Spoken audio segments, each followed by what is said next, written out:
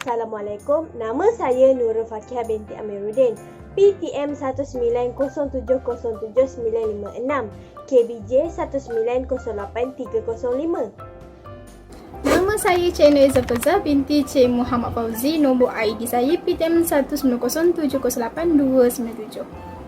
Saya Hanani binti Muhammad Suki, PTM 190707959. Nama saya Umi Zatullah Habazah binti Mazlan, nombor ID PTM 190707988, KBJ 190810316. Hai, nama saya Nurul Huda binti Ramizan, nombor ID PTM 190707991. Okey, hari ni kita nak belajar mengenai sains, iaitu mari sidai kain. Okey, kita nak buat aktiviti apa? Okey, jom kita tengok. Baiklah, hari ini cikgu akan memberi penerangan tentang planet apa yang terdekat matahari dan penerangan tentang matahari. Sebelum itu, cikgu aku tuju terlebih dahulu model yang cikgu buat supaya murid dapat lihat dan fahami. Dan model yang cikgu buat. Okey, ini adalah matahari dan ini pula adalah planetnya. Okey, murid tahu ke tidak planet apa yang terdekat matahari?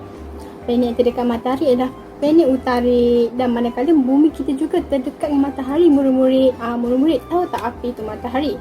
Matahari ialah bola api yang besar dan panas, di mana matahari merupakan salah satu energi alternatif yang dimiliki di bumi kita.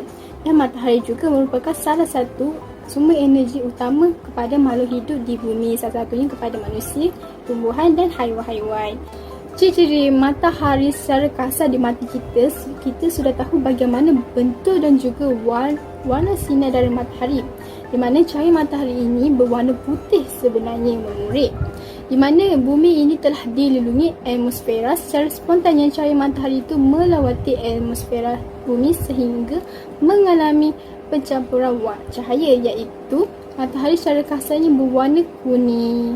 Oleh itu bahaya, murid, sekiranya kita memandang terus ke arah matahari, kerana ia akan menyebabkan mata kita secara perlahannya rosak. Dan selain itu, pergerakan matahari berputar selama sekitar 27 hari untuk mencapai satu kali putaran. Dan kalau murid ingin tahu bahawa matahari ini sebenarnya banyak manfaat kepada kita, salah satunya dapat mengeringkan pakaian. Baiklah, sampai di sini saja penerangan daripada cikgu. Terima kasih. Apa kata kita buat satu aktiviti? Sebelum tu, bahan-bahan yang kita perlukan adalah baldi dan juga sapu tangan. Okey, jom kita tengok macam mana kita nak buat.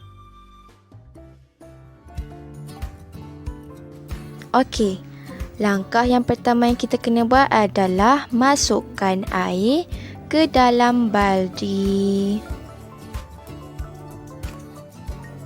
Okey, kemudian ambil kedua-dua tuala dan pertama celup, kemudian angkat dan perahkan dia.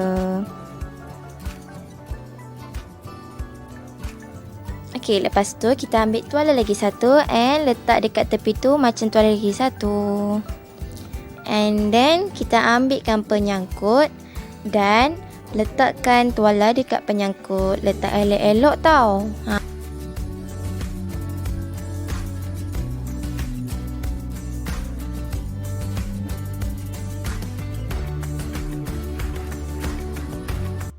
Okey, selepas 30 minit, mesti murid-murid nak tahu kan keputusan dia macam mana. Okey, ni adalah kain yang berada di bawah cahaya matahari. Dan ni kain ni berada dekat di dalam rumah. Ya, lepas tu tengok. Cuba rasa. Rasa apa? Yang di dalam rumah lembab. Lembab. Kalau di luar matahari? Di luar kering. Okey, jadi kesimpulannya cahaya matahari membantu untuk manusia mengeringkan baju.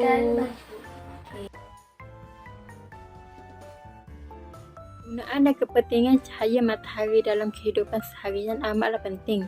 Ia bukan sahaja untuk manusia, cahaya matahari juga amat penting untuk tumbuh-tumbuhan dan juga haiwan. Penggunaan matahari untuk tumbuh-tumbuhan ialah membantu proses pertumbuhan tanaman secara menyeluruh dan menjaga suhu tumbuhan menjadi stabil dan membantu tanaman cepat berbunga dan tumbuh dengan lebih tinggi. Selain itu, kegunaan matahari untuk haiwan pula ialah untuk membantu dan memcepatkan proses pencernaan makanan. Manakala, kegunaan cahaya matahari untuk manusia pula ialah untuk menjemur pakaian serta kenderaan yang baru sahaja dibasuh. Okey, dah tengok kan aktiviti yang kita ingin lakukan?